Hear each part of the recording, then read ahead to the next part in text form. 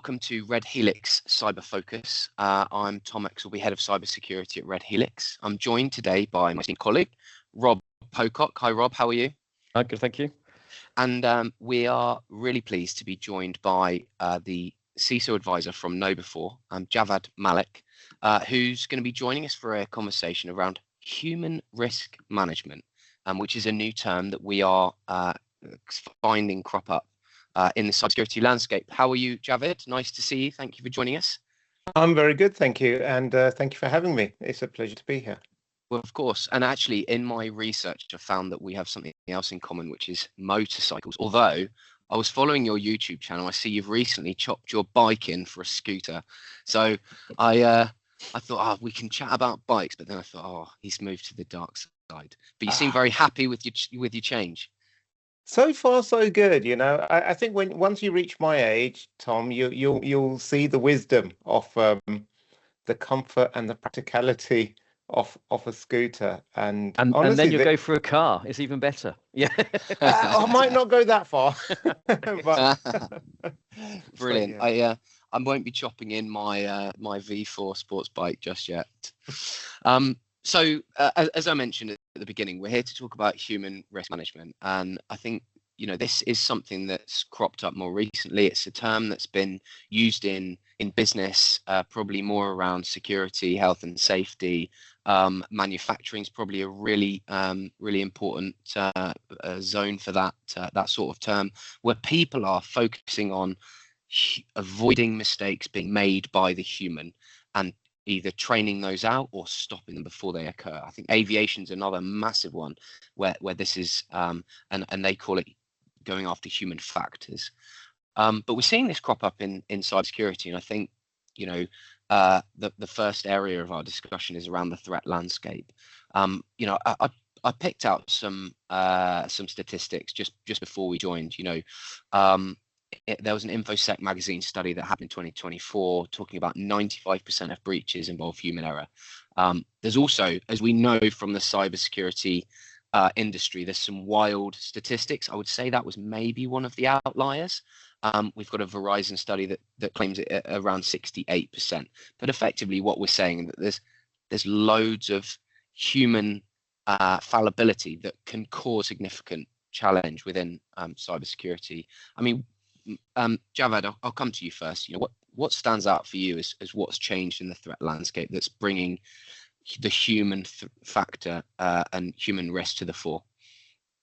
So I think there's a couple of things. One is a more practical actual impact, and the other is just more an observation or how we measure stuff. I think from the practical point of view, if you look at how far our technology stack has evolved over the last 10, 20 years, it's really difficult just to go in and do some injection attack and gain access to dump the database on the back end or something. So our technology stack has improved. So that's forced the criminals to go down a route which they can exploit, which is the human on the other side of the keyboard. So in one aspect, that is why that has become so much more important. The other side is we've just got so much more data now, and the way in which we're measuring and we're doing far better root cause analysis. So whereas something we might have classified as, well, it was malware. Now the question is, well, how did that malware actually get in there in the first place? And that is now turning out to be more human factor led. So whether it's someone not patching something, whether someone downloading something, clicking on a phishing email, and all that kind of stuff. So I think both these things coming together has really put the focus more on what can we do to support our colleagues across the organization. Yeah, I think Javid's spot on there. It's like humans have always been risky in any environment. We make mistakes. We bias. We have either conscious or not unconscious bias in certain things, and all the criminals are now doing is doing what they've always done, which is look for the weakest point. Now, as we said, 10, 15 years ago, IT security wasn't quite what it is now. So that was the easy way in.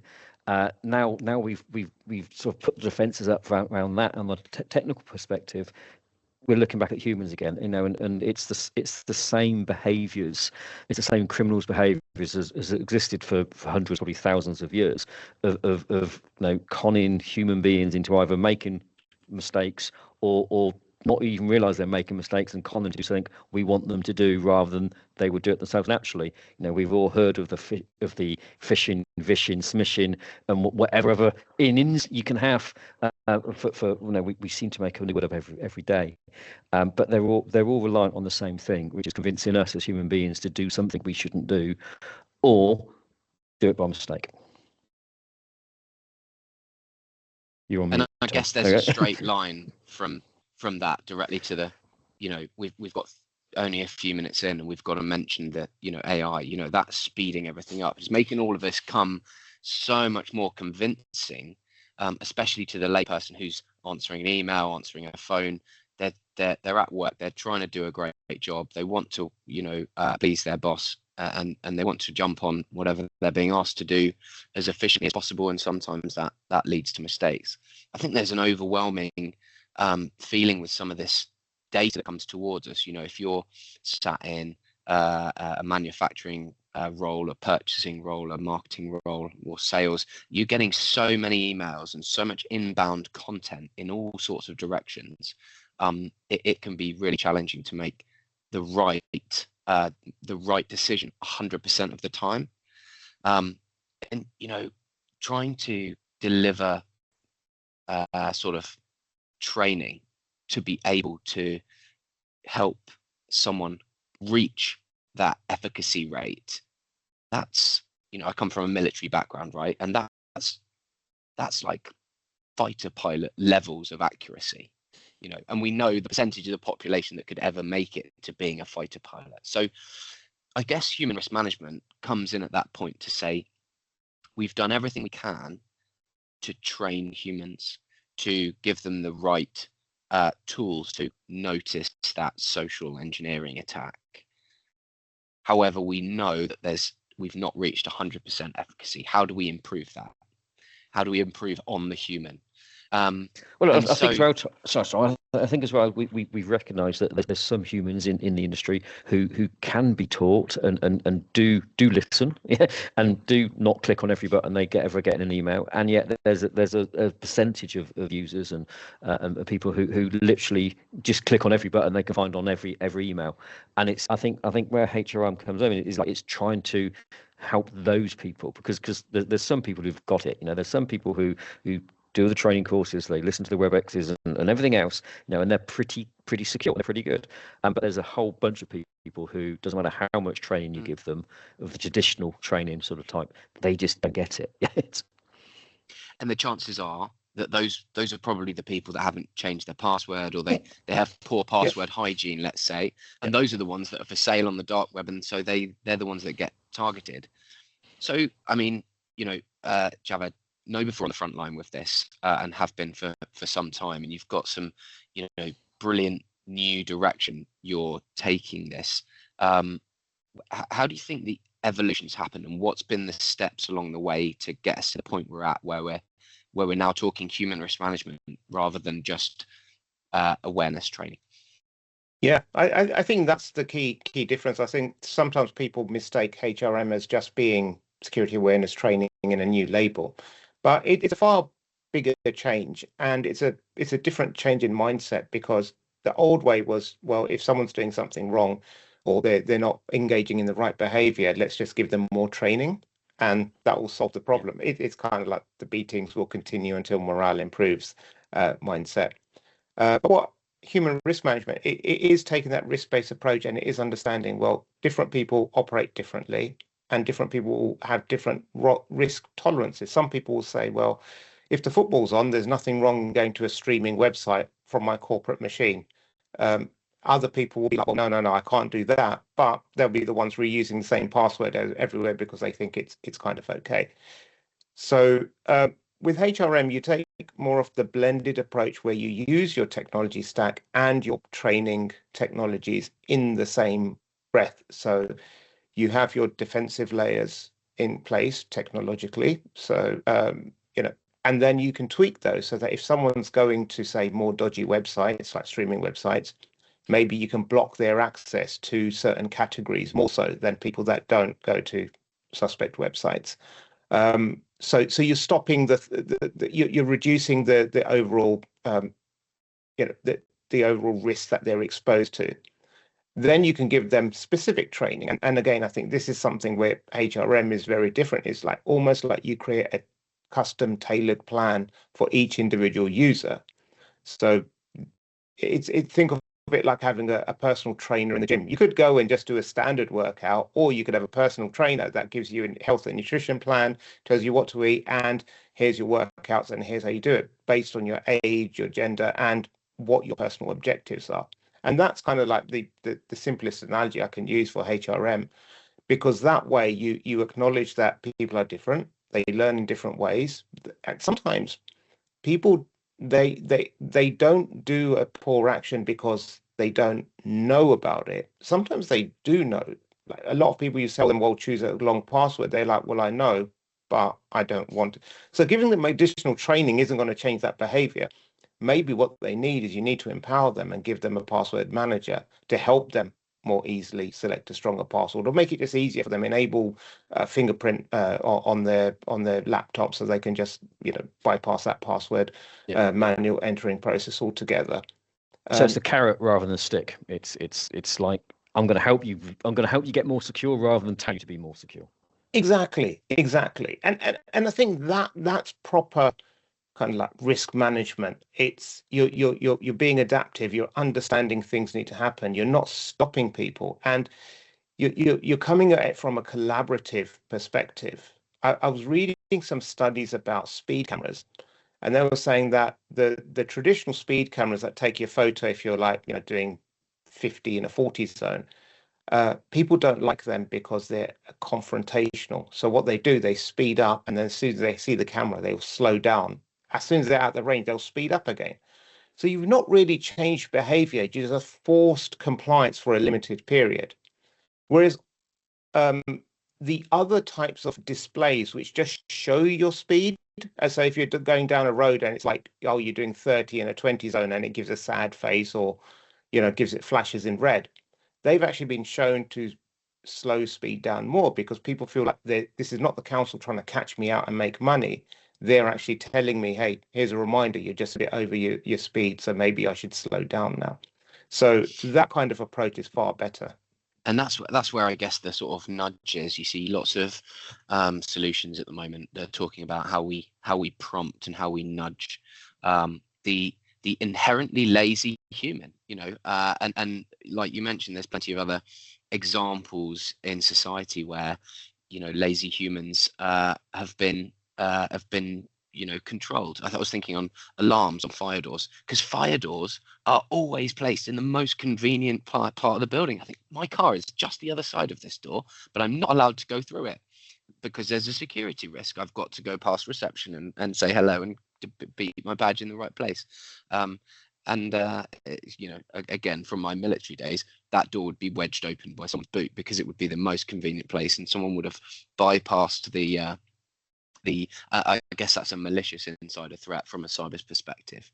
But what's interesting at that point, we've got to the point where we are we've got a really sophisticated solution where we are effectively doing a threat assessment on all of our employees. We're understanding the threat they may pose, albeit unmaliciously. We're then providing them with the best possible targeted education, the best possible prompts and nudges to influence their behavior in the right direction. So in terms of HRM evolving, what's the next step? Because we're still seeing statistics to show that this is a real challenge.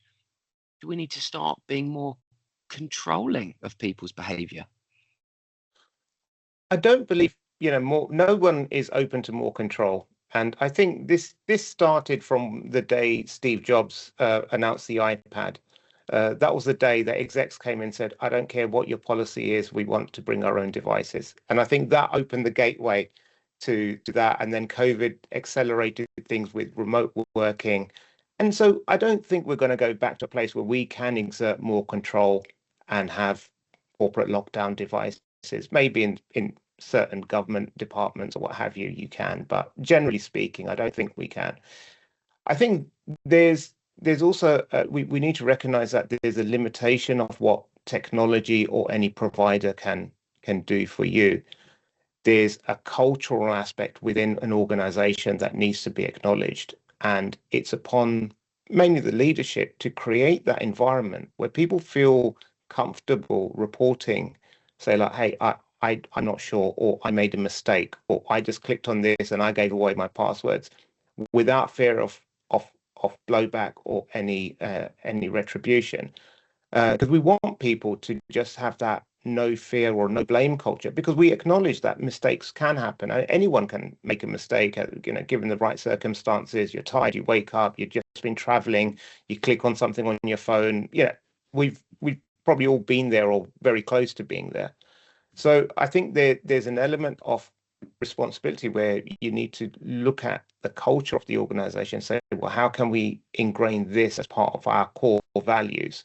So just like a fire alarm system or just human protection in the physical sense, we need to create that for the cyber world as well.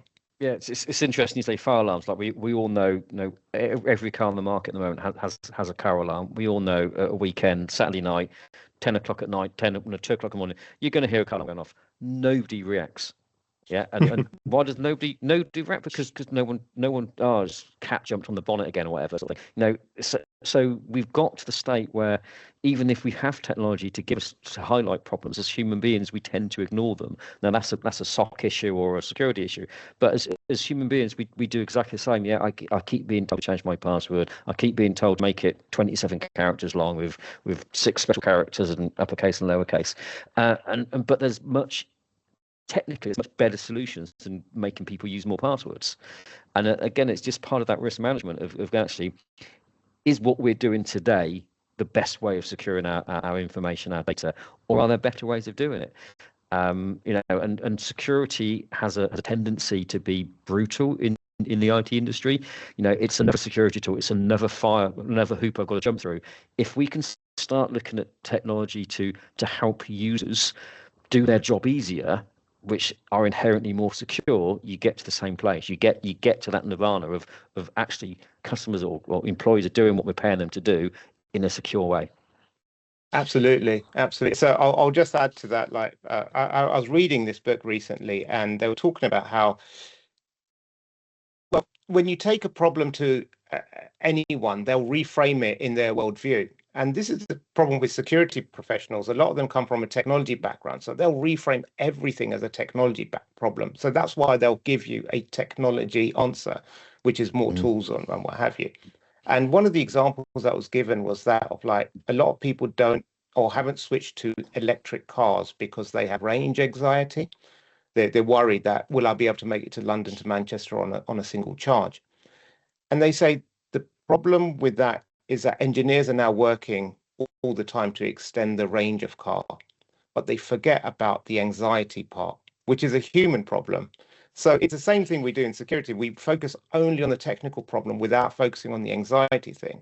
And their suggestion was like, well, instead of showing the exact percentage of how much battery you have left, why don't you just split it into like, well, you've got 100%, 75%, 50%, and only when you're below 30, then you start breaking it great, because otherwise people get anxious just looking, oh, I went to the shops and it was 100, now it's 97%, and now it's 94%, and that increases the anxiety. So just simply looking at the human side of that thing will be sometimes far more powerful in changing the behavior as opposed to just throwing another tool or an alert at people. Is that why you start doing about like risk scores as well, rather than not gamifying, but giving someone a score of how secure they are, rather than saying here's 20 things you've done wrong, aren't you bad? It's like, actually, no, my score is getting better or getting worse on a daily, weekly basis. Is that where that concept comes in from? Yeah, I mean that's one of the principles that goes behind that as well. Because people are really interested in what are they doing, and two people can have the equal risk score, but they can achieve it through completely different ways. Yep. And it's giving people that flexibility rather than that rigid, this is the only way you can achieve that approach. So that works really well as well. I mean, my question earlier was deliberately provocative. I was interested in what your thoughts would be on that angle. I think it's always going to be a challenge. And when we talk about this in a business context, in the same way that we struggle with getting boards to understand budget allocations for information security spend, you could imagine that there's business leaders out there that want better efficacy from this, and it's a real challenge because we're dealing with human behavior, and we've got to, there's plenty of examples where we look elsewhere and other industries are struggling with this in the same way. And I think that sort of leads on to my, the next part of our discussion. We've been on this planet for a long time. We've been interacting with each other for millennia. We still don't quite understand how we influence each other's behaviors, and it's still a massive challenge. But especially from a business construct, the workforce is going to be changing in the future, and we're going to have artificial intelligent agents working as part of our teams, and this is what we're being told by the industry. People talking about having agents in the SOC, but also, large AI businesses talking about how, we're going to have agents working for us, and we're going to have to understand how they work and how they operate. And something that I noticed from the presentations that were delivered in the recent KnowBe4 convention was talking about how the vision of KnowBe4 weaving the requirement to take this into consideration is really part of your future. So, I'm fascinated to hear your take on that and how the workforce is going to change, but also the risks that poses and how you think your businesses can get after that.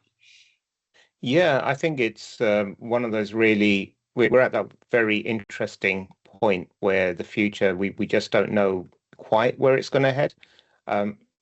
Where it's looking at the moment, when you look at all the big players like Microsoft and Google and everything, everyone has a big agent play in there. It's like so you might log in 5 years to your Microsoft or Google account, and part of it is to keep people within the ecosystem. But instead of like checking your email and your Teams messages and everything, they'll just be like, hey, you received this many team messages, this many emails, this many LinkedIn. I've replied to this many with your standard template. I've archived this many, and here's a summary of the answers I need to help process the others, which is a great thing. But then we're worried about things like, well, what if someone's social engineering, in quotes, I say, the AI agent, sending them a prompt to ask you something, and we've seen that kind of thing before. So we need to see, like, what's the relationship between us and our personal agents like? Are we asking it the right things? Are we vetting the feedback that it gives us? Because so far we've seen many instances where people don't. Even lawyers have gone into courtrooms with completely fabricated, hallucinated case studies. Are we protecting the agent from external influence? Can we even monitor if it's deviating from what we want it to operate in? What are some of the guardrails there? And basically what we're saying is, look at the behavior of your agent, and is it something you want your organization to be associated with? Because if it goes out and performs an action, replies to an email in a certain tone of voice, you as the organization is still responsible for that. You can't just point to OpenAI or Microsoft and say, well, it's their agent. It's their fault. Yeah. Yeah, exactly. That's fascinating, isn't it? I wonder, we could get to a point where our agents are talking to other agents in other businesses, and they're interacting. You'd almost need like an onboarding policy for your new agents to welcome them into the business and train them about your tone of voice, around your values, and all sorts. It's a fascinating insight. I think, from my perspective, there is worries of a massive vicious circle where one AI is trained by another AI is trained by another AI, and you get this loop of information going around. At which point you've got no real evidence of what's true and what's hallucinated and what's just complete fantasy. That's kind of the fear factor of where this all could go. And we won't talk about Terminator and Skynet because that's a different subject. But I think that when Javad was talking earlier, a phrase came into my mind, which I'm sure Tom's heard many times in the military, is trust but verify. It's like, yes, we are going to trust these things to do bits of our job for us, be it research, be it whatever. But at the end of the day, us as the human being at the end of the line has to be able to verify that information, that if it's a lawyer taking a case study into court, whatever, is true, and that's no different from, let's say reading one of the more dodgier newspapers around at the moment, and getting a very biased, opinionated view. And as human beings, you either read it and believe it and take everything as face value, which isn't a good idea, or you read it and then intelligently think about it and say, is that the right answer to this question? And I think that's where we every AI system I've seen at the moment, that's how I think we need to, if we are going to train our users, that's how we train them to use AI, not how to write the best prompt to get the best answer. Is how to trust but verify, because that's the human nature, which I think a lot of people forget about. And it's going to become more difficult as we see threat actors harnessing ever more capable AI solutions. It's going to become more difficult, and I think we will have to, going back to our topic earlier, we will have to lean more on human risk management platforms to support the human in prompting them. Actually, have you checked this? I think I personally think it will go steps further, where they will say, you've received a phishing email. This is what it looks like, and we've already contacted, your SOC, or we flagged it as a phishing email, because there'll also become a point where we're just even more overwhelmed by this as technology. We all know the threat changes. It takes a while for our technology stack to catch up. So you'll have the next wave of social engineering will probably be defeating secure email gateways, for example, and then the secure email gateways will catch up, and it'll be that leapfrogging technique. I think what's going to be really important with understanding our AI workforce is the behavior, and not just the training of them, but then the monitoring of the behavior. I think that links really nicely to the risk-related approach that we talked about earlier. I mean, what are your thoughts on that, Javad, in terms of having those AI agents, but then saying, okay, well, what is the output that they're providing as expected, or has there been some sort of threat, AI poisoning, prompt injection, etc.? Yeah, and I think even the vendors are wise to that they don't have complete control over it. So I know Microsoft have recently opened a Copilot API. So if you're a security vendor, you can actually hook into it and you can intercept the incoming and out, like the user requests and the replies. And I think that kind of thing we'll probably see more common, at least to start with in the interim, to add that layer of verification, because I don't think, because it's one of the things you can put on like nearly every AI now, like reputable one, when you ask it for something, it does have that little disclaimer at the top somewhere saying, oh, verify those things, but we just go blind to that, don't we? Yep. We don't check it. So it's, how do you overcome that convenience factor, because it's just something that we're just used to the way that it's working, and it should work just how it is. But as security professionals, we know that that's not the case. So it's like, how do you change that behavior for both the AI and the human, and how they're working together? I think that will be one of our biggest challenges in the near future. So you mentioned there around the biggest challenges in the future. I think it would be remiss of me to close without posing this question, Javad, especially seeing as you're KnowBe4's CISO advisor. What advice are you providing at the minute? What do you think should be front and center of people's security professionals' minds when they're thinking human risk management and the current threats that they're seeing? So I think that the two things I'd really say is, like, one is, like, don't treat human risk management in isolation. It's a fundamental part of your overall security strategy, and that includes all the technology you have, and it includes there's a quote by Sigmund Freud. He calls it the narcissism of small differences, and basically it's like the more similar you are to someone, say, like it's quite common in the competitive field. you actually find more reasons to dislike them. And so you find little differences and you'll amplify them to make them look like the bad person or evil or just like incompetent. And we've had that challenge within the security industry between like, well, you only do human training and technology is going to solve everything. So you just need technology, you don't need to. And other people say, well, we're going to, whereas ultimately we're all trying to solve the same problem, reduce the risk and damage to the organization, however you come about it. So I think like one thing is like just look at everything in totality and combine the risk score and bring everything within a risk appetite to your organization. And the second point is that AI is here and it's embedded in nearly everything. It's coming into our browsers, it's coming into our cars soon, it's going to be in our fridges. That we can't put a blanket ban on anything, but what we need to do is find ways of how we can allow our workforce to use the tools that they need to use, but in a safe manner and in a way that we can monitor the behavior as opposed to just trying to ban it or allowing it. Two very astute points. Before I close, Rob, what stood out for you from that? Obviously, quite a long discussion. Yeah, I think what stood out for me is we need to, and as security professionals, people listen to this, we need to not think of HRM as just training plus. You know, it is, as Javad said earlier on, it is a different subject. They're related, definitely. So you know, we've all got our boards, and when we're all trying to find budget and talk about security to the board, sometimes they switch off because they're not security savvy.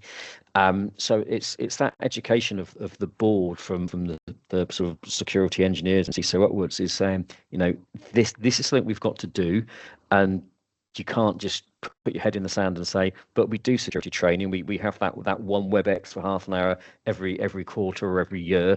Yeah, so everybody's trained already, so we don't need to worry about this. And I think it's actually taking human risk management as a different subject to the board, to ask for that budget and get that acceptance of we need to do this. I think that's important. Brilliant. I love all three of those points. I think just to sort of bring things to a close, you know, my summary really, I love that gym analogy, Javad. Some people see the gym as a tick box exercise. They've got a membership, but they don't go, or maybe they go, but they just go. That's me. Yeah. And they sit in the sauna. It's a tick box exercise, and they're not really getting any benefit from it. And then you can go all the way through right to the point where you've got a personal trainer. And I think, you know, the discussion we had really demonstrated that we've got to a point where we're treating HRM like a personal trainer, using a risk and non-malicious internal threat perspective point of view to really target and hone down on people's individual requirements to reduce risk. And I think, you know, if there's one thing that boards understand, it's risk linked to financial loss effectively. And so that mentality and bringing that not only to HRM investments and HRM strategic, you know, people, process and technology changes, but to a wider discussion around information security. I think that's, you know, exactly where we need to be as an industry, and as practitioners need to be, to going to the board and saying, I'm talking about this investment for whatever reason. It's linked directly to risk, which you can quantify as a financial loss or a financial gain or a business enabler. I think the second thing that stuck out for me is when we talk about AI and how the AI workforce is something we really need to be cognizant of, understanding and monitoring in the same way that we have human risk management. I think one of the brilliant things that AI is bringing to the cyber industry is it's giving us the ability to talk about business enablement. There's so much discussion around how do we talk about cyber and cyber investments as a business enabler. Well, if we were struggling to do that before, which I think we were, this gives the tidal wave of AI, as you describe it, Javad, you know, flooding our lifestyle and also the business environment, is going to give us that, because we must use AI securely. Otherwise, there's going to be some really devastating consequences for certain businesses if they get hit with the wrong sort of attack on the wrong day with their AI models who are all talking to each other, as Rob described, with a tidal wave of information that's all not, lacks provenance or is quite concerning. So I think that's, really interesting. I think it'll be really fascinating to see, how not only KnowBe4 but the wider industry goes with this in order to really enable businesses to take AI on. Those are my 2 points. For what they're worth, and it's been brilliant having this discussion.